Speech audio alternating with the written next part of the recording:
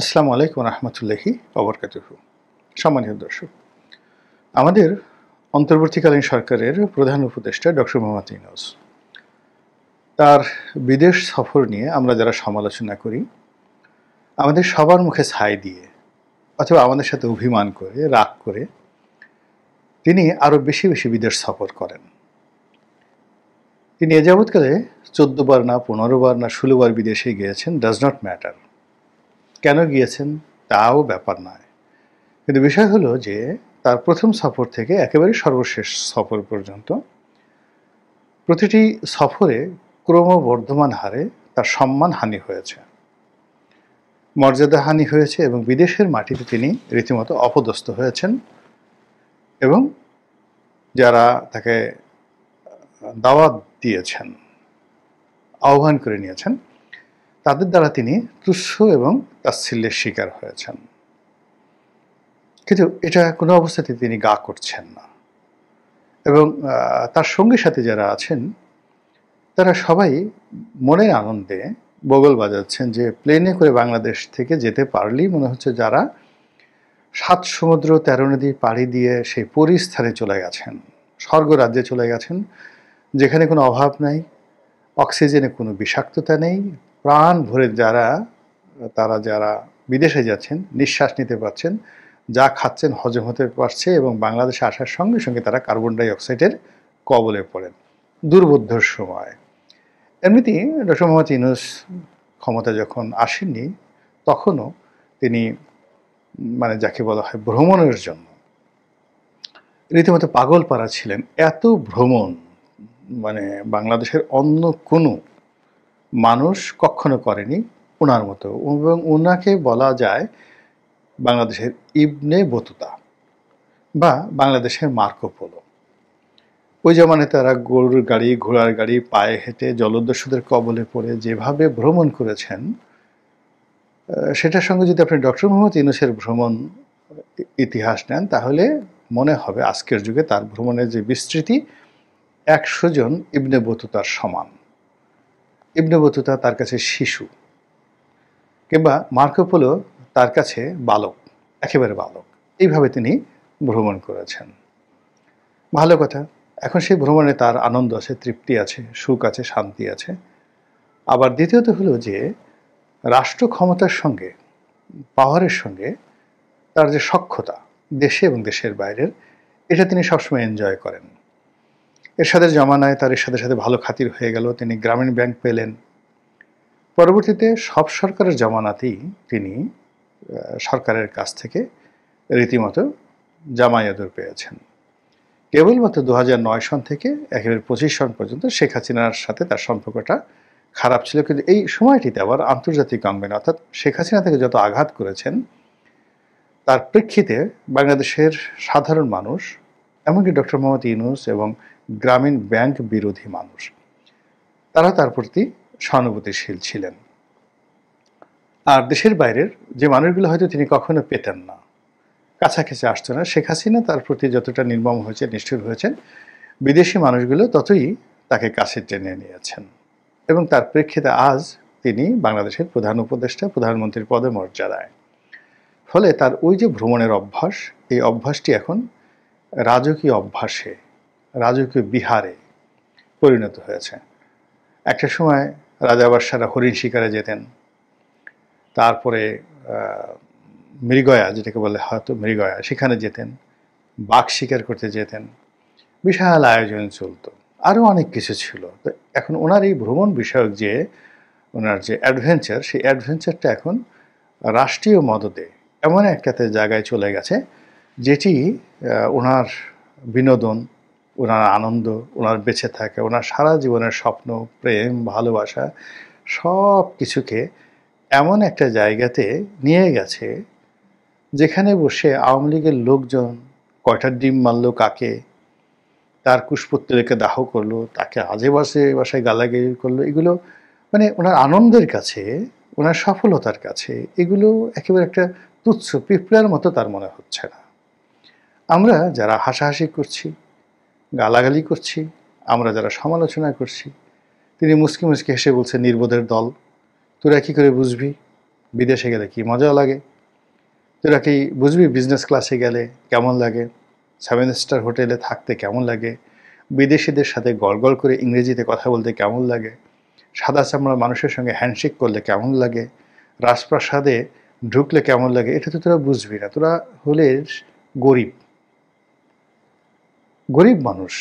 তো তোরা এইগুলো পাস না, তাই আমাদের এই যে সফলতা দেখে আমরা যে বিদেশে যাচ্ছি এটা দেখে তোরা হিংসায় মরে যাস। এরকম চিন্তা তার মাথায় আসে কিনা আমি বলতে পারবো না, কিন্তু আবহমান বাঙালি যারা আছেন আমাদের দেশের বড় বড় মানুষ আসলে এইভাবেই চিন্তা করেন বেশিরভাগ মানুষ, এবং সেইভাবে ঝগড়া করেন। আমাদের দেশে ধরুন এই যে পিনাকি আছে, ইলিয়াস আছে, তারা খুব অকথ্য অশ্রাব্য ভাষায় গালাগাল করে, মানুষের গোপন খবরাখবর, কে কী করলো, তারপর শেষে কার পায়খানার রং কেমন, কার প্রস্রাবের রং কেমন, কার গন্ধ কেমন, কার বগলের গন্ধ কেমন, এটা নিয়ে যেমন ওরা খুব মানে গবেষণা করে। এটা ওদের দোষ না। ওরা যে গ্রাম অঞ্চলের যে পরিবেশ থেকে এসেছে সেখানে ধরুন বেশিরভাগ মানুষেরই এরকম অভ্যাস রয়েছে। যেমন গ্রামের ছোট বাচ্চা ছেলেরা, আমাদের গ্রামের বিশেষ করে যারা খুব বস্তি টাইপের বা গরিব মানুষের সন্তান, তো এরা বালকেরা কী করতো, গ্রামের যে কাঁচা পায়খানায় কোনো মহিলা বা কোনো পুরুষ, বিশেষ করে বুড়া মানুষ যদি সেখানে পায়খানায় যেত, এরা ঢিল মারত। তারপরে স্বামী স্ত্রী ওই টিনের ঘরে বা দিনে তারা যদি একত্রে থাকতো, তারা উঁকি মেরে ফুটো দিয়ে তাদের সেই মিলন দৃশ্য দেখার তারা চেষ্টা করতো। এবং গ্রামে এটা খুব অ্যাভেলেবল ছিল, ভীষণ রকম অ্যাভেলেবল ছিল। আর যারা পাট খেতে বসে, বিশেষ করে বুড়া মানুষ এই প্রাকৃতিক কর্ম করতেন, দুষ্ট ছেলেরা এটা দূর থেকে দেখতো, কুটকুট করে হাসতো, আর যাকে বলা হয় এই দৃশ্য দেখানোর জন্য, একজনে মল ত্যাগ করছে এই দৃশ্য দেখার জন্য আবার 4-5 জন সঙ্গী সাথীকে তারা ডেকে নিয়ে আসতো। এবং এটা একটা বিরাট বিনোদন যে ওরকম দাদা পাট খেতে বসে হাগা দিচ্ছে। এখন এই দৃশ্য যারা ছোটকালে দেখেছেন এবং এই কর্ম যারা করেছেন, তারা এই বড় হওয়ার পরও এই কথার বাইরে তারা কথা বলতে পারবেন না। ফলে কি হচ্ছে, এই যে একটা মানুষের যে চিন্তা চেতনা কর্ম যা কিছু হচ্ছে, ওটার মাধ্যমে কিন্তু সব কিছু প্রকাশিত হয়ে যায়।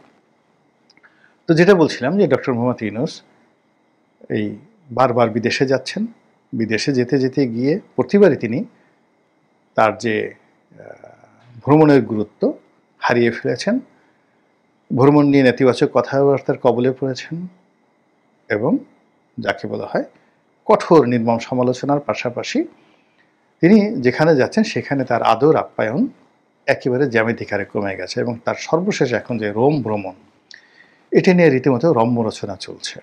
কেউ বলছে রোম যখন পুড়ছে, নগর যখন পুড়ছে, দেবালয় যখন পুড়ছে, তখন নীরো বাঁশি বাজাচ্ছে। বাংলাদেশে যেখানে হাজারো সমস্যা, যেখানে পিনাকি আন্দোলনের ডাক দিয়েছে, রাস্তায় কোন সেনাবাহিনী নেমে গেছে বলে সবাইকে সে মানে ইনকিলাব জিন্দাবাদ বলে রাস্তায় নামার আহ্বান জানাচ্ছে, তখন প্রধান উপদেষ্টা রোমে চলে গেছেন। এবং এই যে তার যে বিদেশ ভ্রমণ, এটা কি শেখ হাসিনা এক্ষেত্রে ফার্স্ট না তিনি ফার্স্ট? দীপুমনির ভ্রমণ যে লালসা, এটা বেশি না ডক্টর মোহাম্মদ ইউনূসের ভ্রমণ লালসা বেশি। এটা যদি আপনি গবেষণা করেন তখন আপনি দেখবেন যে দীপুমনি বা শেখ হাসিনা, তাদেরকে আপনার মনে হবে একেবারে মানে ইনফ্যান্ট, নবজাতক শিশু।